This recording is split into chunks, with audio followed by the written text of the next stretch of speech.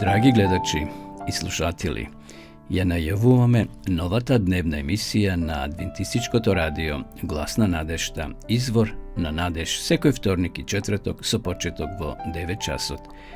Биете со нас на нашата Facebook страна и на YouTube каналот Адвентистичко радио Глас на надежта. Почитувани, ке имате можност да го започнете денот со убави мисли од Библијата, кратка духовна порака и избор на убава христијанска музика. Отворете го срцето и душата за дневните Божји благослови. Бог е извор на надежта. Ова утринска емисија, Извор на надеж, е токму за вас. Ве очекуваме.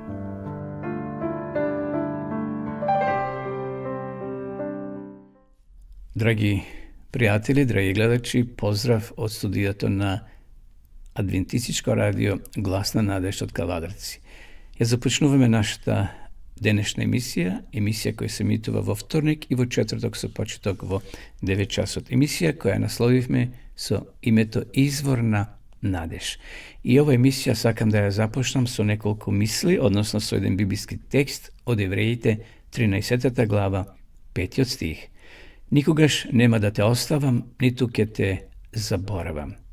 Животот, почитувани гледачи, знае да донесе моменти кога се чувствуваме одбиени или незабележени. Знаете колку е тоа болно. Никој не те приметува, никој не те забележува, како да си сенка или како да си воздух. Но Божјото ветување е цврсто и непоколебливо. Тој никогаш не остава. Бог вели, никогаш нема да те оставам, никогаш нема да те заборавам. Дури кога тишината изгледа како одговор, Бог работи. Неговото присуство е како тивок извор што постојано тече, хранејќи го срцето со надеж и со сила. Може би се чувствуваш отворен од општеството каде што живееш. Може би и роднините ти свртиле грб ради верата, затоа што си го прифатил Христа да живе според неговите правила и сега пријателите те оставиле. Комшиите свртиле грб, може би те нарекле со некој поградно христијанско име. Немој да тажеш. Бог вели, никогаш нема да те оставам. Во книгата на пророк Исаија пишува текст кој вели дека Господ на дланките го запишал твоето и моето име. Гледайте колку сме вредни, почитувани гледачи. Исус не познава по име, на дланките не запишал. Тој го знае место каде што живееш, твојата улица, твојот стан, твојата куќа, твоето село. Тој те познава целосно, зашто пред Бога ние сме како отворена книга. Нека и овој ден ова надеж не крепи, дека Бог не заборава никого. Нека со тоа го хранеме нашето срце, да ја хранеме и нашата надеж и сила во Господа, дека Тој е постојано со нас. Одеме сега да ја видиме, односно да ја слушнеме молитвата Отче наш. Отче наш, кој си на небесата, да се свети името Твое, да дојде царството Твое, да биде волјата Твоја како на небото, така и на земјата. Лебот наш насушен дај ни го денес и простини ги долговите наши, како што им ги проштаваме и ние на нашите должници. И не воведи во искушение, но избави не од лукавиот, зашто Твое е царството и силата и славата во сите векови. Амин. Dok sunce peče iznad žala, vreli kamen bijelo dvala, mali čamac pristaje uz obalu. U njemu ribara krupna stasa, težak koji i sve glasa oplakuje riblju žetvu propalu. Čelo skužvano od bora, grizu zrnca soli mora, ali gladna usta koja kući čekaju. Drhtave ruke grudi tuku, kako doći praznih ruku, kako odoljeti tihom dječjem djecaju. Zamisli se ljuto tada, nad životom tim, životom koji nema hlada, da ga zakloni. Zakloni od takvog grada što mu dušu zarobi, zarobi u život muke, život uzdaj se u svoje ruke. Dok mu briga srce mori, jedan glas mu progovori, isplovi hitro jer još jedan ponovi sve. U čudu stojeći na pramcu, ribar vjerova neznancu, diže sidro i pljune tad u planove. Nedugo zatim stare mreže u vodi postaju sve teže, mjesto da bježe ribe dođoše na dlan. Dok je ribar sidrio svoj čamac, ajde za mnom, reče stranac, budi kamen i ispuni svoj san. I zamisli se ljuto tada nad životom tim, životom koji nema hlada, da ga zakloni. Zakloni od takvog grada što mu dušu zarobi, zarobi u život muke, život uzdaj se u svoje ruke. Sjećanja i uspomene na viru taj dan, dok je visio na križu ribar prikovan, prikovan zbog tihog stranca koji sada je dobro znan, kome su u strašne muke klinom prikovali ruke.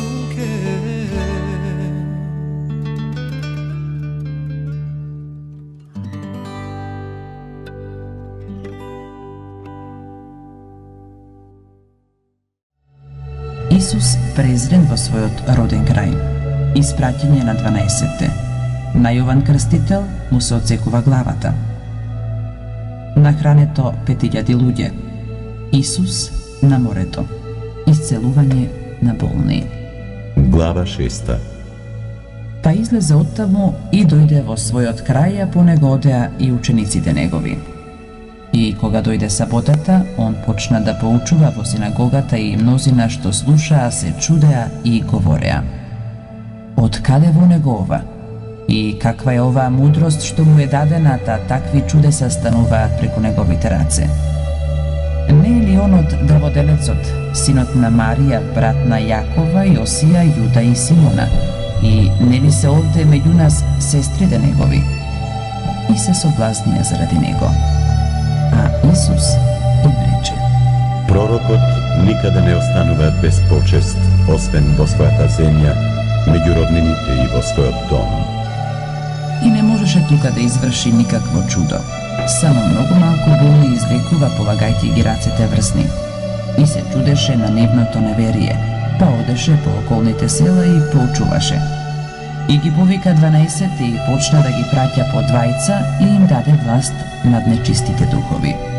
Па им заповеда да не земаат ништо за попат освен по еден стап, ни торба, ни леп, ни пари во појасот, но да се обуени во сандали и да не облекуваат по 2 облеки.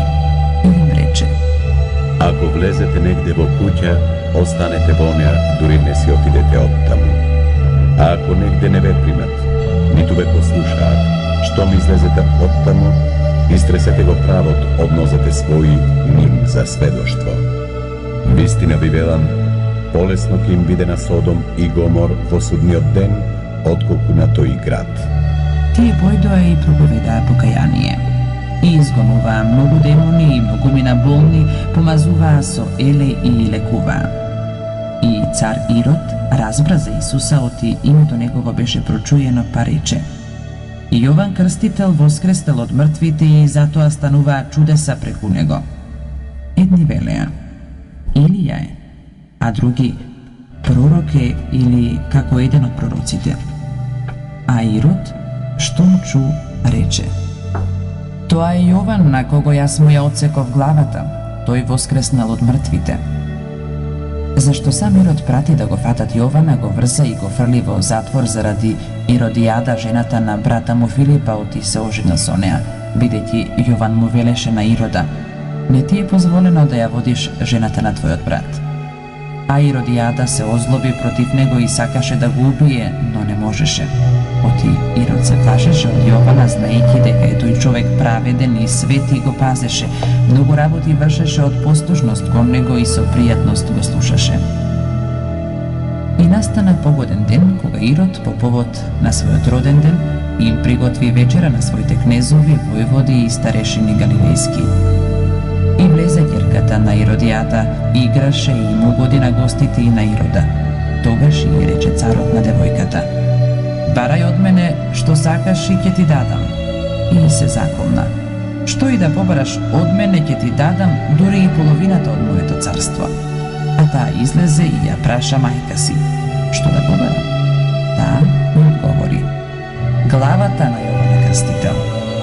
И одеднаш, кога влезе при царот со брзина, помоли говорејќи: Сакам уште сега да ми ја дадеш на табла главата на Јован Крстител. Царот се загрижи, но заради клетвата и гостите свој, не ќеше да откаже. И веднаш, откако испрати джелат, царот нареди да ја донесат главата негова.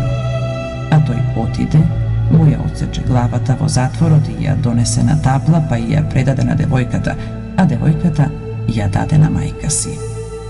Учениците пак негови, кога разбраа, дојдоа и го зедоа телото негово и го погребаа. И се собраа апостолите при Исуса, па го известија за се што направиле и на што поучувале. А он им рече: Дојдете и вие во осамено место и одморете се малку.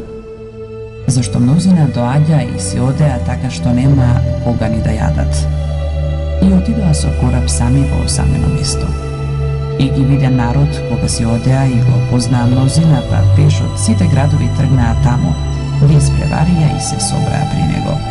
А Исус кога излезе, видя многу народ и се смирува над нив, зашто беа како овци без пастир, и почна да ги поучува многу.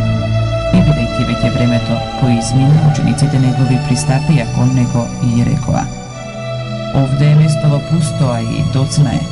Распушти ги за да одат по околните села и колеби и да си купат лепоти, нема што да јадат. Он им одговори и рече: Дајте им вие да јадат. А тие му рекоа: Освен да отидеме и да купиме за 200 динари и леп, па да им дадеме да јадат. Потоа он ги праша: Колку лебови имате?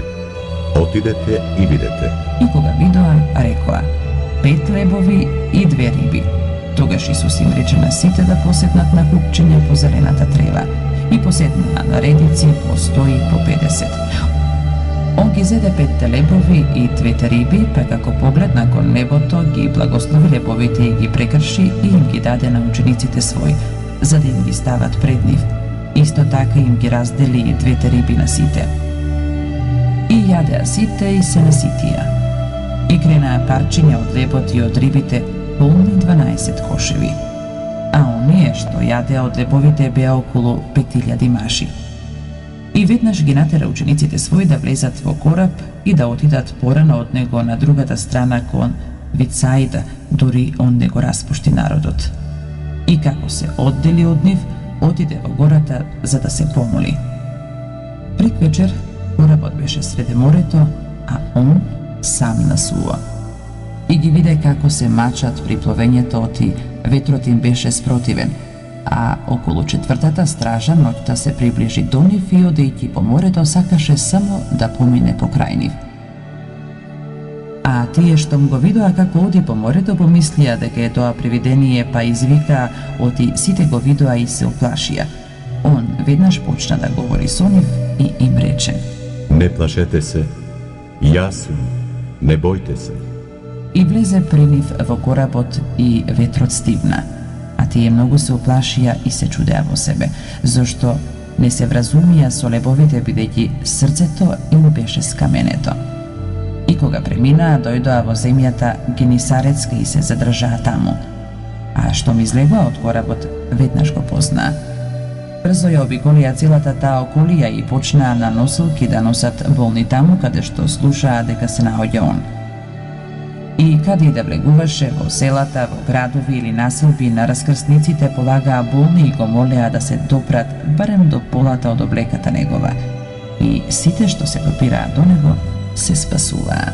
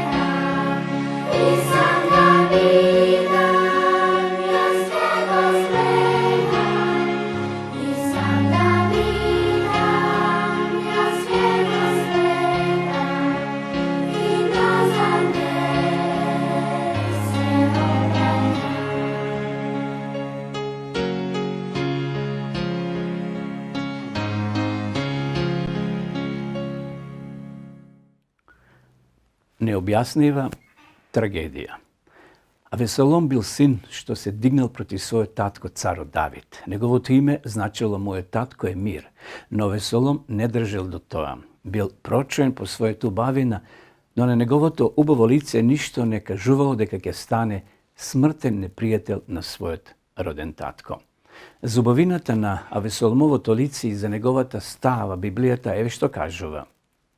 Меѓу сите израелци немаше таков убавец како Авесолом, ни толку пофалуван како него. Од петиците на нозете до врвот на главата негова, во него немаше недостаток. 2 Самуилова 14:25. Но освен таа надворешна убавина, друго и немало. Авесолом надворешно бил безмана, но однатре наполно го изопачила љубомора кон родениот татко. Историјата на овој принц, кој станал против своите родители, ја покажува сета необјаснива драматика на потеклото на гревот и на неговиот конечен неуспех. Царот Давид имал неограничена доверба во својот син. Му давал се што барал, и Авесолом веќе се однесол како иден цар. Народот исто така почнал да гледа во него свој иден владетел. Само неговите најблиски пријатели знаеле за неговите заговорнички планови. Авесолом се преправил дека ги застапува интересите на својот татко, додека во исто време мошно и лукаво покажувал несогласување со неговата управа. Изразувајќи жалење поради слабостите на земните судии, ги придобивал парничарите за себе со зборовите: О, да беаме поставиле мене за судија во оваа земја, при мене би доаѓал секој кој има расправи и поплака, и јас би судел по правда, и со тоа Авесолом ги придобиваше срцата на израелците за себе. 2 Самуилова 15, 4-6. Врв на Авесоломовото лукавство и лицемерие бил мигот кога го замолил својот добар татко да му дозволи да отиде во блискиот град Хеврон да му принесе жртва на Господа. Не настојувајќи ништо, царот му дозволил да оди и уште го благословил. Истовремено Авесолом испрати тајни гласници меѓу сите израелски племења, 2 Самуилова 15:10, за во одредено време да затрубат и да го прогласат за нов цар. Историјата кажува: и почна буна голема, и народот се собираше и се умножуваше околу Авесолома.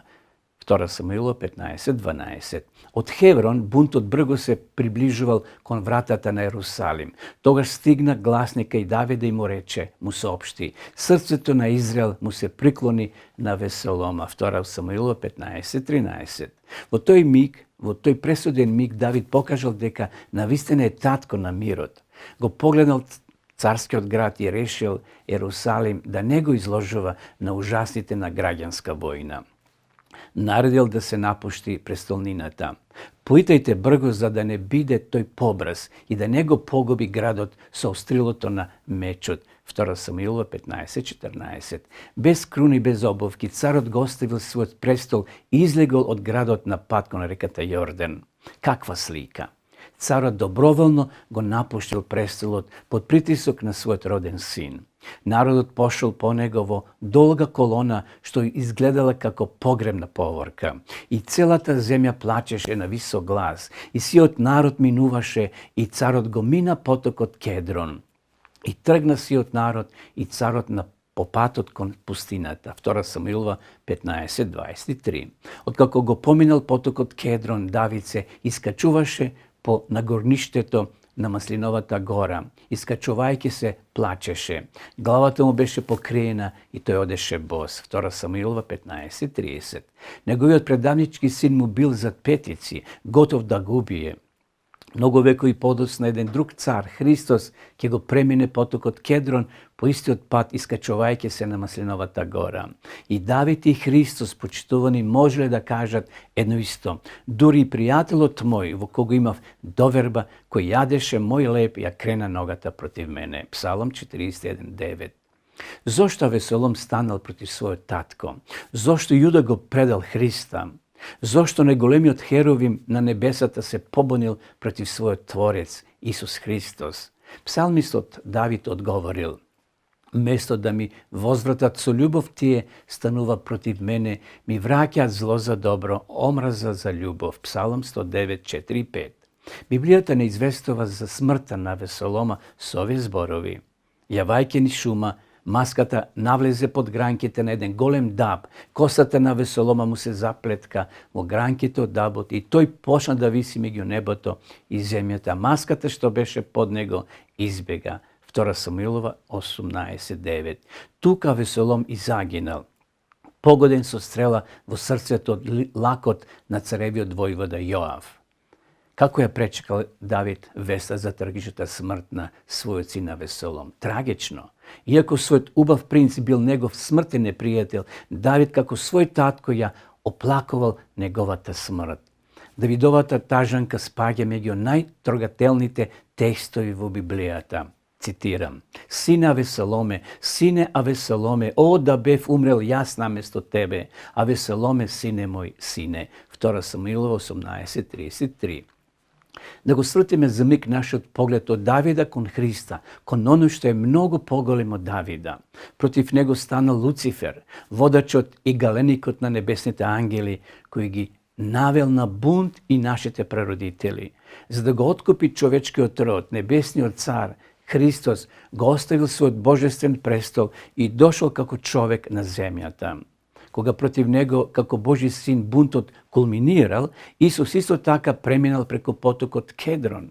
Искачувајќи се на Маслинската гора, гласно плачел под неопишаниот товар на човечките греови на својата душа. Но и Давид и Христос му одолееле на своите противници. Бунтот на Весолома и на Луцифера неславно пропаднал. Кога царот Давид се приготвувал да се врати на својот престол, кнезовите од царското племе не брзале да го сретнат царот и да го вратат во царскиот град. Гледајќи го тоа, царот им порачал на своите соплеменици: вие сте мои браќа, вие сте моја коска и моја плод, зашто сакате да бидете последни за враќањето на царот во домот негов. 2 Самуилова 19:12.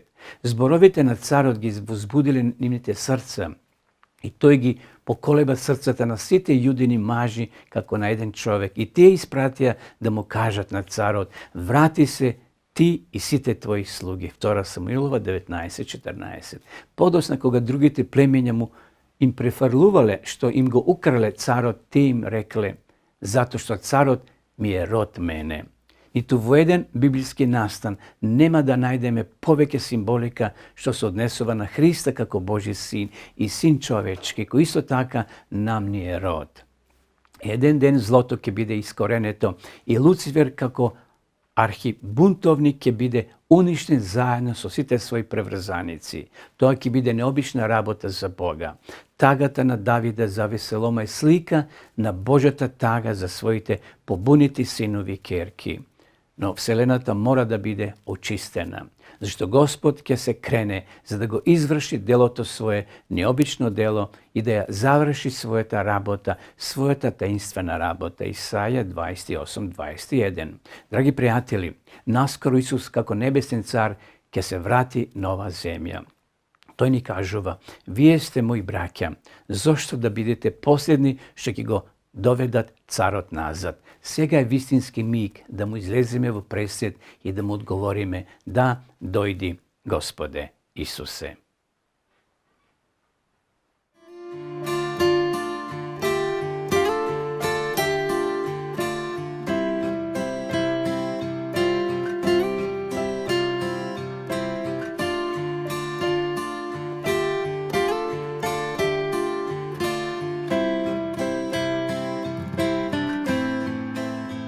Rano vo zori tebe te baram, gladnava duša da ja nahraniš. Čeko rod moj vodi kon tebe, moje to srce da te proslavi. Rano vo zori tebe te baram, gladnava duša da ja nahraniš. Čeko rod moj vodi kon tebe, moje to srce da te proslavi. Moj Gospode, milostiv ti si i ti ja slušaš moja molitva. Pregrni me со љубовта Твоја, со Твојата праведност и облечи ме. Мој Господе, милостив ти си и ти ја слушаш мојата молитва. Прегрни ме со љубовта Твоја, со Твојата праведност и облечи ме.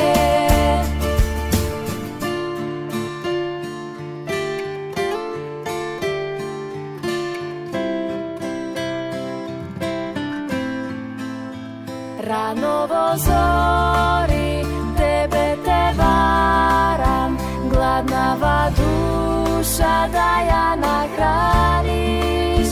Čeko rod moj vodi kon tebe, moje to srce da te proslavi. Moj Gospode, milostiv ti si i ti ja slušaš moja molitva. Pregrni me со љубовта Твоја, со Твојата праведност и облечи ме.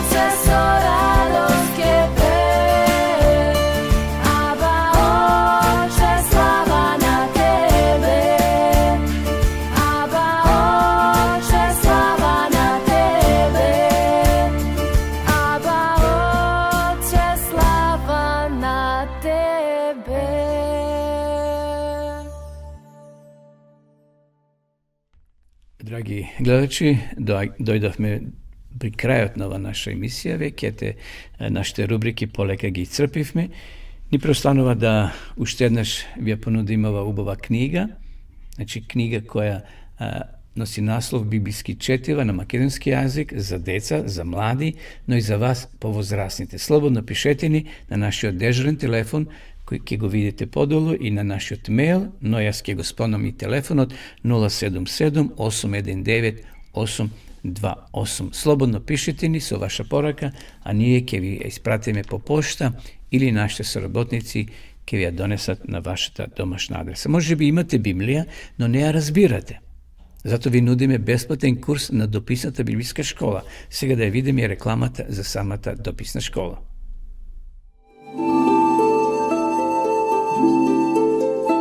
Почитувани пријатели, доколку сакате да ја изучувате Библијата, имате изворедна прилика тоа да го сторите преку онлайн веб страницата на Библијата зборува. Оваа веб страница е креирана за да ви обезбеди сеопфатно, организирано и темелно проучување на Библијата. Курсевите се бесплатни и без обврски. Можете да го следите во кое било време, тогаш кога вам ви одговора. На располагање ги имате следниве курсеви: библиска археологија, библиски пророштва, за верата и верувањето, библиски совети за здравјето, библиски совети за бракот и семејството. Запознајте ја Библијата, Светото писмо на Стариот и Новиот Завет преку курсевите на интернет или во печатена форма.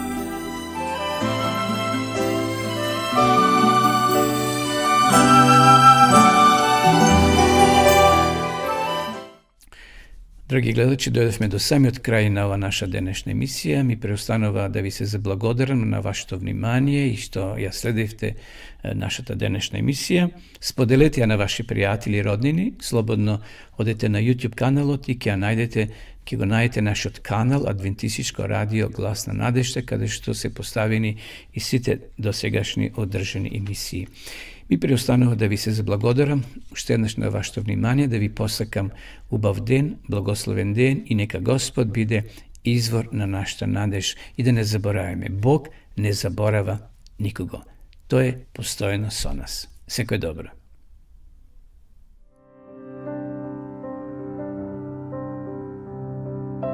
Драги гледачи и слушатели, ја најавуваме новата дневна емисија на Адвентистичкото радио Глас на надежта, извор на надеж, секој вторник и четврток со почеток во 9 часот.